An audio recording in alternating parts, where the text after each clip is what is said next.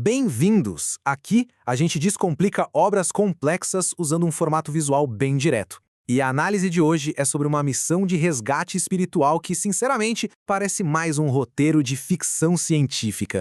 Bom, vamos começar por aqui.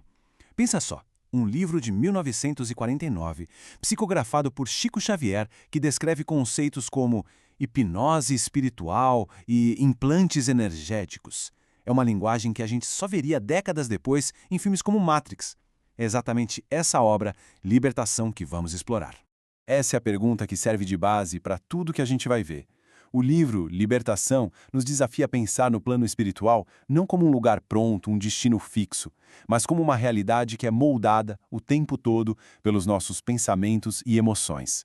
Ok, então, para começar, a gente precisa entender o cenário dessa missão de resgate. É uma realidade toda criada pela mente chamada umbral, e ela funciona de um jeito que lembra muito a tecnologia que conhecemos hoje. A descrição do umbral no livro é fascinante. Não é um lugar físico. É mais como uma dimensão vibracional, um espaço mental que todo mundo ali compartilha. A analogia perfeita é a de servidores abandonados que continuam rodando programas antigos, em loop, se alimentando da energia mental de quem está conectado ali. E a arquitetura dessa realidade. Olha só que curioso. Cidades sombrias, palácios, ruas, nada disso é de tijolo e cimento. É tudo pensamento solidificado. São projeções das obsessões, dos medos, dos desejos que os espíritos levaram da vida na Terra e que são sustentadas por um tipo de consenso mental coletivo. No fim das contas, o que se forma ali é um verdadeiro pântano vibracional. A lei de atração funciona de forma implacável. Mentes com a mesma vibração negativa acabam se juntando. E aí criam essas bolhas de realidade onde ficam presas num glitch que elas mesmas criaram, repetindo os mesmos dramas sem parar.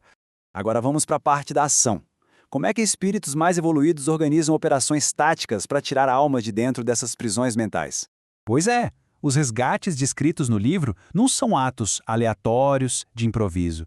São missões super organizadas, quase militares. Tem planejamento estratégico, equipes especializadas e até tecnologia espiritual, como esses escudos de proteção magnética que funcionam como um firewall contra ataques mentais.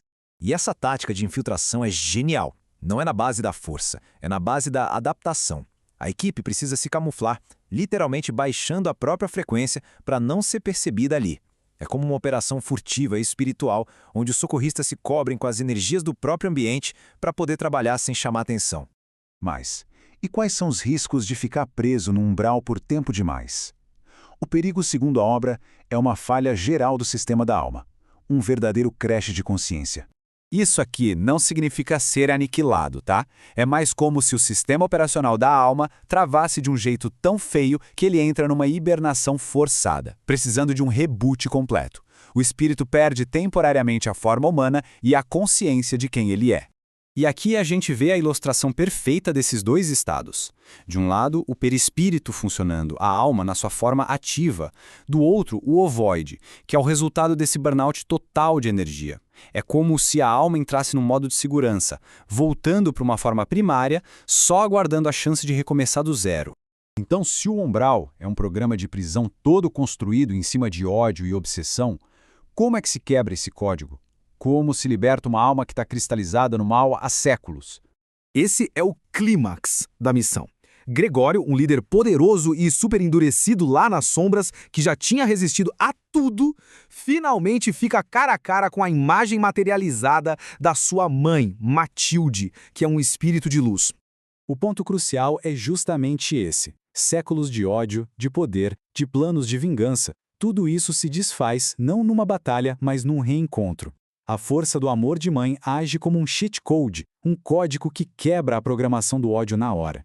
E isso prova que nenhuma alma está perdida para sempre. E isso nos leva à mensagem mais importante de toda essa estrutura que o livro apresenta, a grande virada de chave. O livro faz uma distinção que é fundamental. O umbral não é o inferno. Não existe condenação eterna. Ele é um estado purgatório, temporário. Um pântano mental do qual é possível sair. A ajuda está sempre lá, à disposição, mas a porta de saída, essa só pode ser aberta por dentro. A mensagem final, então, é uma de esperança e de responsabilidade. O sofrimento não é um castigo que vem de fora, mas uma consequência direta das nossas próprias escolhas, dos nossos pensamentos. A libertação, portanto, é a decisão de mudar, de querer reescrever o próprio código. Isso tudo nos deixa com essa reflexão final que é bem provocadora. Se a mente tem todo esse poder de construir prisões ou paraísos depois da morte, qual é o poder que ela tem sobre a nossa realidade aqui e agora? A arquitetura do nosso futuro talvez esteja sendo desenhada a cada pensamento que a gente escolhe ter hoje.